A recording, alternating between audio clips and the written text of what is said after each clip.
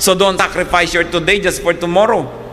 Marami kang makikita, sobrang magtipid, sobrang pahirap sa sarili para lamang sa hinaharap niya na inaasam niyang darating. Tapos bigla siyang namatay.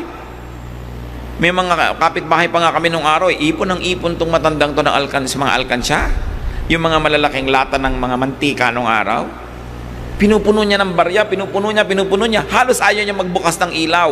Ang dilim-dilim sa bahay niya. Hindi siya kumakain ng masarap. Laging kung ano-ano na lang kasi ipon siya ng ipon. Bigla siyang namatay, hindi kinuha ng manugang niya yung kanyang mga barya-barya. Ang dami-dami. Sino nag-enjoy? Iba.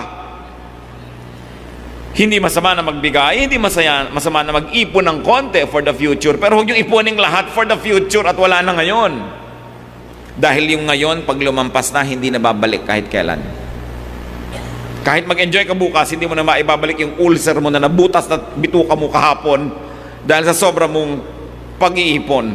So mag-ipon ng konti, gumasos ng konti, tumawa ng konti, umiyak ng konti, all in a day. That's what life is all about. Sabi, huwag mong masyadong malalaking mga pangarap.